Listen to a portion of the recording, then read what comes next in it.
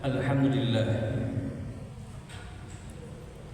alladzi khalaqal mauta wal hayata liyabluwakum ayyukum ahsanu amala. Asyhadu an la ilaha illallah wa asyhadu anna Muhammadan abduhu wa rasuluh.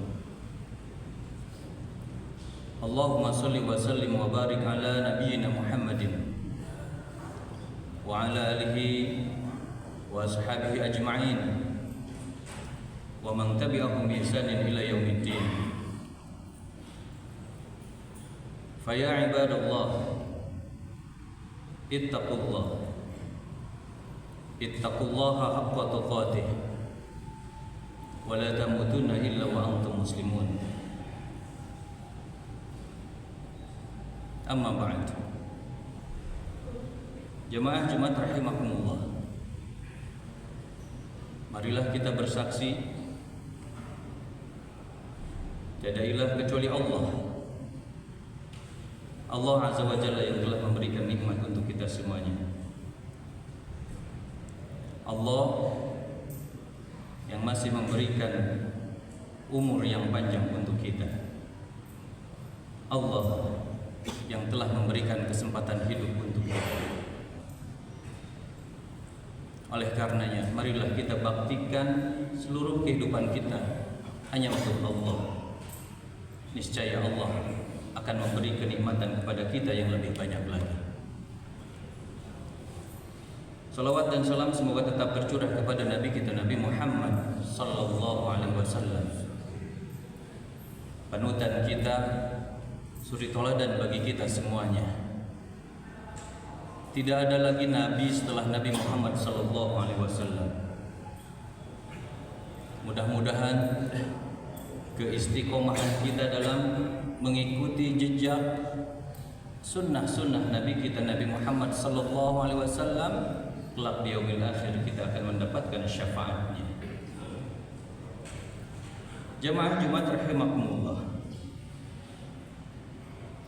manusia tercipta ke dunia dalam dua keadaan. Ada mereka yang mendapatkan keuntungan, ada juga mereka yang mendapatkan kerugian. Orang yang mendapatkan keuntungan adalah mereka yang mendapatkan kenikmatan di dunia, dan kemudian di akhirat Allah masukkan dia ke surga Allah Subhanahu wa ta'ala. Namun orang yang rugi adalah orang yang tidak mendapatkan kenikmatan di dunia, dan di akhirat dia tidak mencium bau surga sekalipun. Namun sayangnya, manusia yang tercipta ke dunia berada dalam keadaan yang merugi,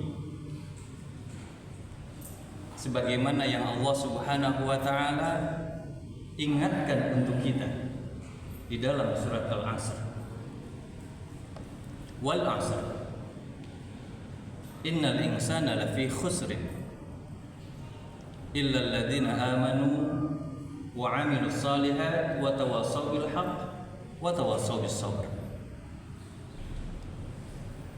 Jemaah Jumat rahimakumullah, izinkan dalam kesempatan Jumat yang singkat ini kita akan mentadabburi satu surat dari surat Al-Asr agar kita terhindar dari kerugian-kerugian dalam kehidupan kita di dunia. Karena pada prinsipnya kita semua hidup di dunia ingin mendapatkan keuntungan, ingin mendapatkan kebahagiaan. Surat Al-Asr termasuk dalam golongan surat Makkiyah. Begitu sangat pendek dan termasuk dalam kategori surat yang paling pendek. Namun di balik ayatnya yang pendek tersimpan makna yang begitu sangat dalam. Sampai-sampai kemudian Imam Ibnu Abbas mengatakan seandainya Allah tidak menurunkan surat lain selain surat Al-Asr, maka cukuplah bagi manusia untuk mendapatkan petunjuk dalam kehidupan dunia. Sehingga ayat ini, surat ini memberikan petunjuk kehidupan bagi kita. Begitu sangat komprehensif tentang aturan-aturan kehidupan yang harus kita jalani agar kita terhindar dari kerugian. Wal asr. Ayat ini turun, surat ini turun di latar belakangi oleh kebiasaan masyarakat Arab pada waktu itu yang senang terbiasa mereka berkumpul, nongkrong-nongkrong, ngobrol-ngobrol di waktu sore. Sehingga keasyikan mereka dalam berkumpulnya, ngobrolnya, menghabiskan waktu yang begitu sangat panjang.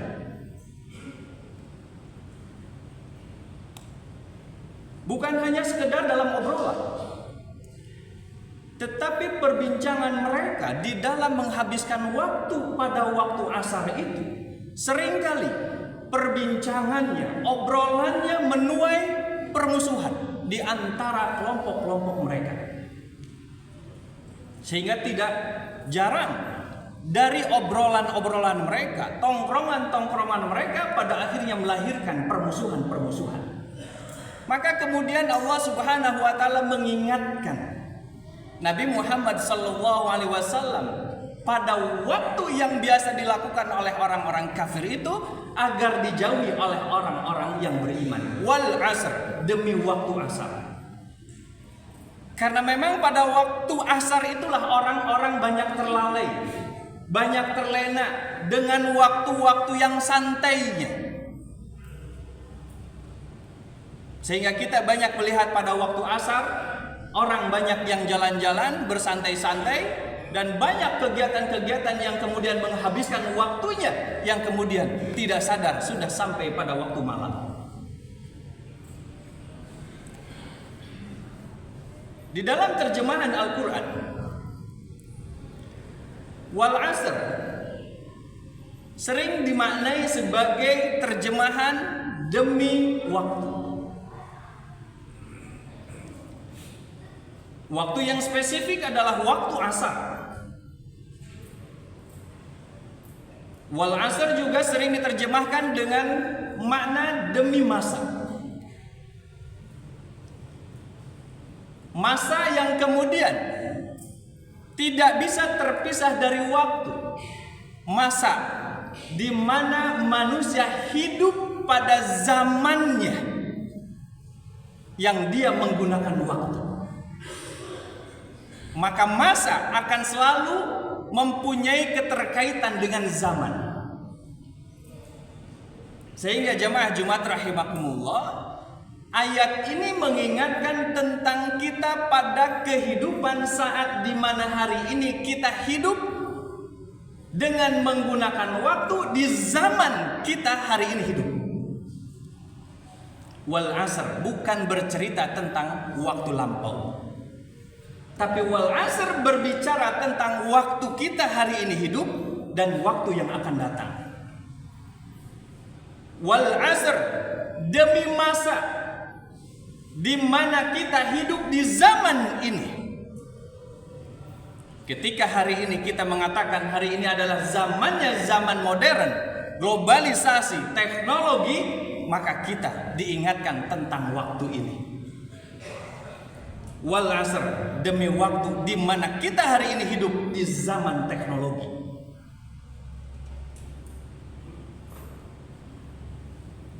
Innal insana lafi khusrin. Allah ingatkan untuk kita bahwa sesungguhnya manusia dalam keadaan rugi. Siapakah mereka yang kemudian Allah sebutkan sebagai orang yang merugi? Orang yang merugi adalah orang yang tidak bisa memanfaatkan waktunya, yang ketika waktu asarnya dia lebih banyak lalai, santai, dan kemudian habis waktu begitu saja dengan obrolan-obrolan santainya. Orang yang rugi adalah orang yang tidak bisa memanfaatkan kesempatan waktu yang Allah berikan, di mana dia zaman hidup ada pada waktunya. Innal insana lafi khusrin. Manusia yang rugi adalah manusia yang tidak bisa memanfaatkan zamannya hari ini, yang tidak bisa memanfaatkan peluang-peluang yang ada pada zamannya. Imam As-Sa'di di dalam tafsirnya memberikan tafsir tentang makna al-khusr, makna kerugian. Imam As-Sa'di menggambarkan tentang makna kerugian yang dimaksud adalah dikiaskan, digambarkan seperti halnya kerugian orang-orang yang sedang berdagang, berjualan. Al-khusr bimana at-tijarah.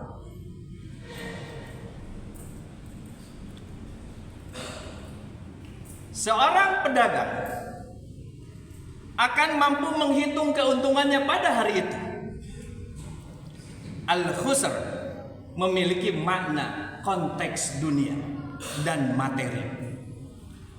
Maka ketika Allah Subhanahu wa taala mengatakan wal 'asr innal insana lafi khusr, demi waktu, demi masa, demi zaman di mana kita hari ini hidup, sungguh mereka akan rugi.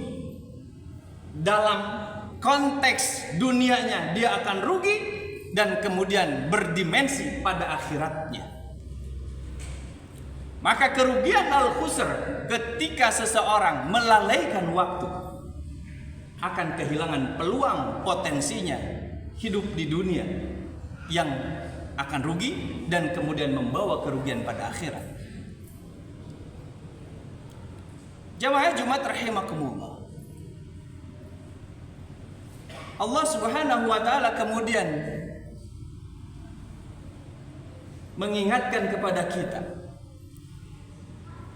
agar kita terhindar dari kerugian-kerugian yang dimaksud, sehingga kemudian Allah menuntun kita untuk menuju pada keberhasilan-keberhasilan yang kita inginkan. Maka Allah berikan tuntunannya, illal ladzina amanu. Ada kelompok orang yang kemudian nanti beruntung pada waktunya, yang hidup di zamannya, yaitu mereka orang-orang yang amanu, yaitu yang beriman. Orang-orang yang beriman ini adalah orang-orang yang memiliki pondasi kekuatan iman. Kenapa Allah Subhanahu wa taala memberikan pondasi keimanan menjadi satu pondasi kekuatan untuk mendapatkan keuntungan? Karena kita tahu hidup pada zaman hari ini kita berada dalam fitnah yang sangat luar biasa. Maka ketika kita hari ini menghadapi zaman teknologi, modernisasi, akan merugi bagi mereka yang hidupnya kemudian dijajah oleh teknologi, tidak bisa memanfaatkan teknologi.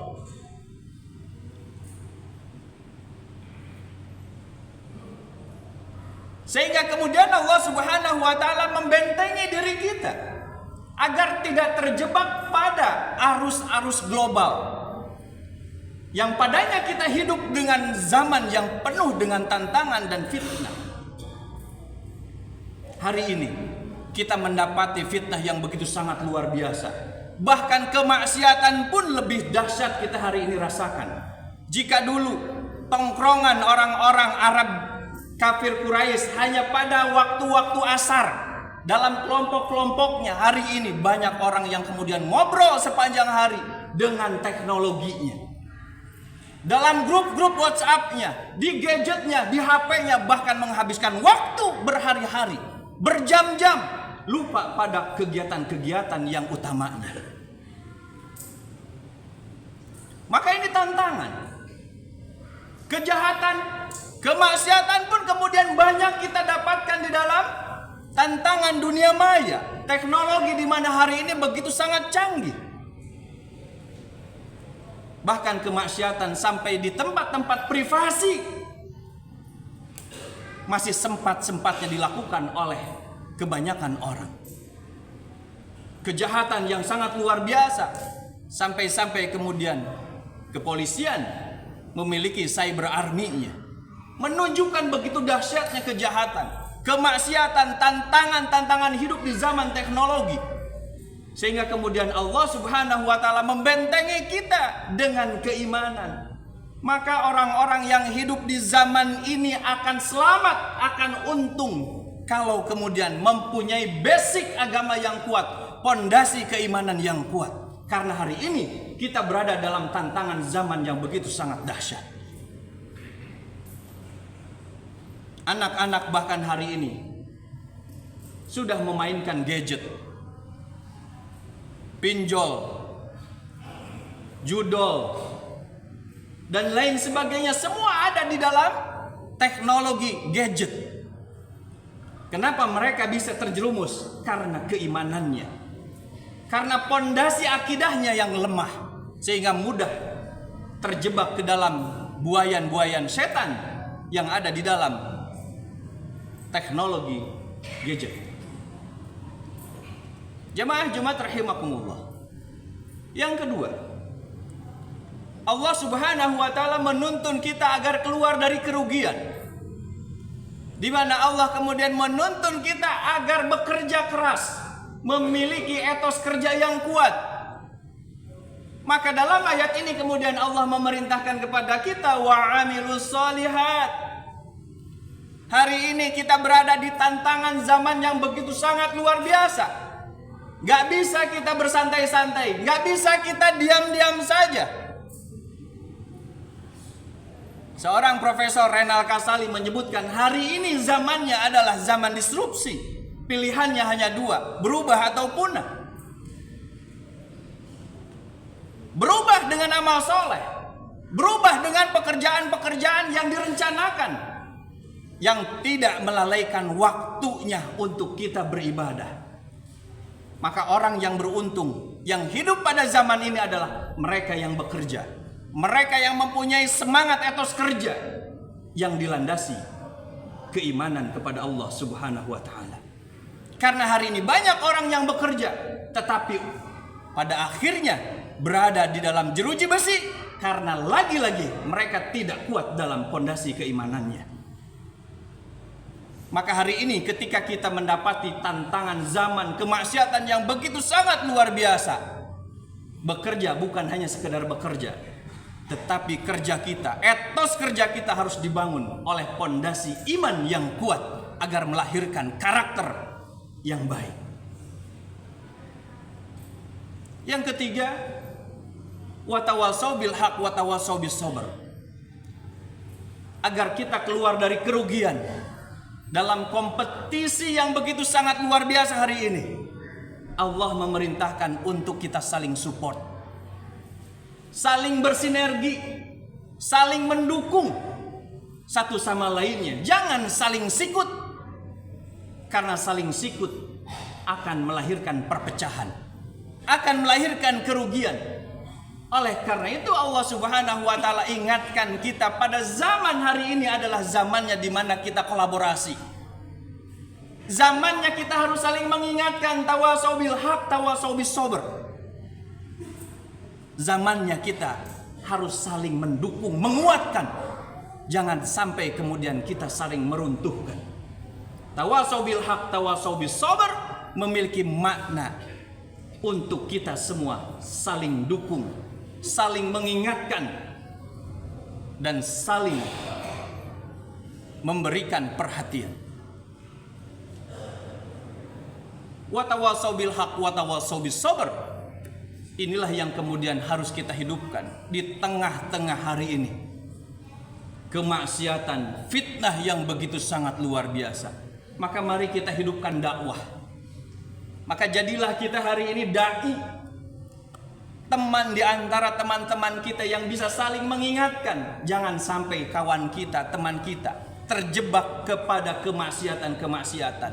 terjebak di dalam kerugian-kerugian yang hari ini begitu sangat luar biasa kompetisinya. Maka bergandengan tangan, tawasau bil haq, tawasau bis sabr, gotong royong menjadi solusi bagi kita agar kita menjadi umat yang diberikan keuntungan oleh Allah Subhanahu wa taala dalam segala aspek.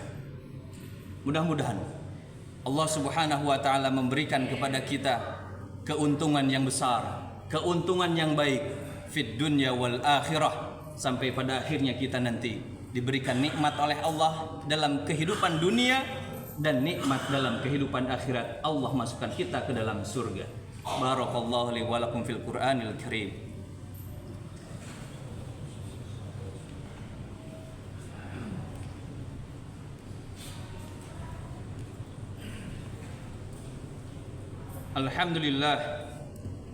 Alhamdulillahilladzi hamdan katsiran tayyiban mubarakan fihi kama yuhibbu rabbuna wa yarda.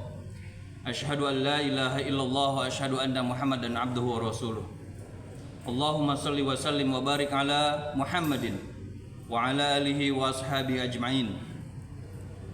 Fa ya ibadallah ittaqullaha wa ta'atihi la'allakum turhamun. Kama qala Allah Ta'ala fi kitabihil karim, ya ayyuhalladzina amanu taqullaha haqqa tuqatih wa la tamutunna illa wa antum muslimun. Innallaha wa malaikatahu yusalluna 'alan nabi. Ya ayyuhalladzina amanu sallu 'alaihi wa sallimu taslima. Allahumma salli 'ala sayyidina Muhammad wa 'ala ali sayyidina Muhammad kama sallaita 'ala Ibrahim wa 'ala ali Ibrahim fil 'alamin innaka Hamidum Majid. Allahumma ighfir lil muslimina wal muslimat wal mu'minina wal muslimat al ahya'i minhum wal amwat innaka sami'un qaribun mujibud da'wat wa ya qadiyal hajat. Allahumma rabbana la tuzigh qulubana ba'da idh hadaitana wa hab lana min ladunka rahmah innaka antal wahhab. Rabbana dhalamna anfusana wa illam taghfir lana wa tarhamna lanakunanna minal khasirin. Allahumma inna nas'aluka ilman nafi'an wa rizqan wasi'an wa amalan mutaqabbalan. Rabbana hab lana min azwajina wa dhurriyyatina qurrata a'yun waj'alna lil muttaqina imama. Rabbana hab lana minas salihin. Rabbana hab lana minas salihin. Rabbana hab lana minas salihin. Allahumma arhamna bil Qur'an. Allahumma arhamna bil Qur'an. Allahumma arhamna bil Qur'an. Rabbana atina fid dunya hasanah wa fil akhirati hasanah wa qina adzaban nar.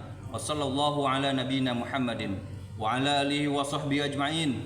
Subhanakallahumma wa bihamdik asyhadu an la ilaha illa anta astaghfiruka wa atubu ilaik. Walhamdulillahi rabbil alamin. Aqimissalah.